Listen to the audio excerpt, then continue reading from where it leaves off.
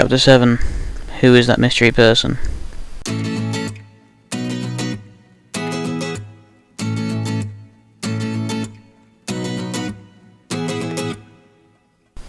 Suddenly, I turned and saw that the shadowy figure is Theo.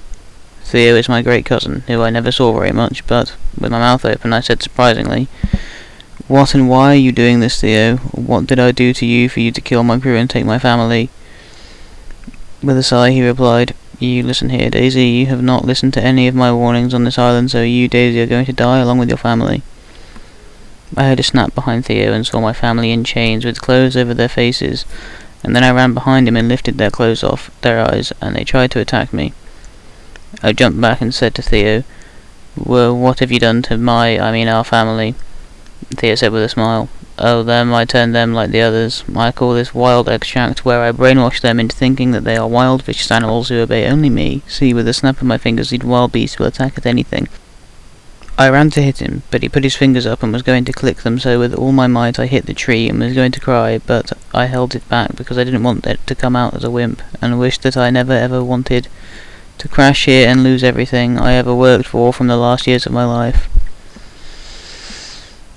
I said bravely and strongly, "Theo, if I win you in a fight, will you fix all these animals and my family, and if I lose I will ask you to transform me into one of your slaves, but promise me you will let my crew go." "Okay." Theo turned around to summon his army of wild people and said softly, "Okay then, we have a deal." I heard strange noises coming from behind the bushes and said to him, "Please could I go and gather my stuff, then come back, but don't send any of your people to follow me, although could you make one of them to get me tomorrow?" He grinned and then said, "All right, you may spend the night at your camp, but do not tell anyone what happened here today. Come, my army, you need to rest." I ran straight back to camp and ran straight into my hut and started to cry. After a few moments of crying, I heard a knock at my door, and then it was Joe, someone who I was glad to see. I told him everything, and he said softly with his arm around me, "Oh, I am so sorry, but at least you can spend your last night here with us.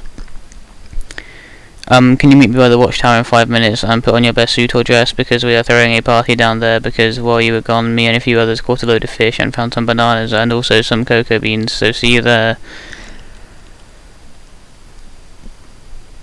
With that, Joe left with a smile. I was wondering what was so important that he wanted me there. Anyway, I started to get changed and pack my stuff up. When 5 minutes went, I heard a knock on the door and I saw Lucy with her most beautiful dress on. I said, "Come in and close the door after you, Lucy. Also, could you help me with the zip?" She came in and looked into the shadows where I was standing. Lucy said sweetly, "Wow, sister, you look beautiful." I walked out and Lucy did my zip. I was wearing my long white dress with diamonds on the chest and white roses on each hip, about 3 on each. We began to walk out to the watchtower. I was wearing my dress because I was meant to be getting married to Luke today, but he died in the crash. I guess I had nothing else to wear, so I was wearing a long sparkling white dress, a mermaid wedding dress, white gloves, a tiara and white roses in my hand. What else could I wear? When we were getting near the watchtower, I saw that the girls had a boy on their side and were either dancing or talking. I looked at both sides of me and saw that people were wearing their wedding stuff, which I was fine with because the wedding was called off ever since the crash. We finally reached the watchtower and I was smiling all the time, but I could not see Joe. Even when I looked around the place I didn't see him. Suddenly I felt a paw on my arm, so I turned hoping it would be Joe, but it turned out to be Jane. I kneeled down to hear what she was saying and she said quietly, "Joe is waiting for you under the arch over there, look." I turned and looked. Joe was standing there with something in his hands. I started to walk up to the arch and stared at Joe. He didn't notice because I was walking as though I had gone down the aisle at the church within seconds.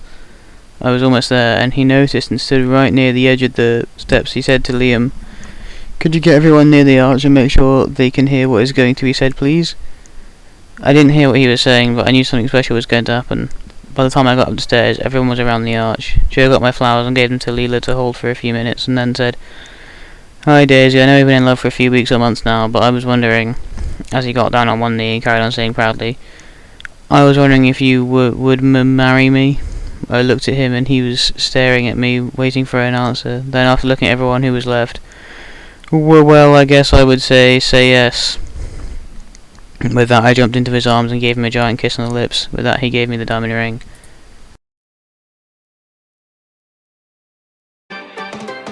Way out in the ocean, rising up above the sea.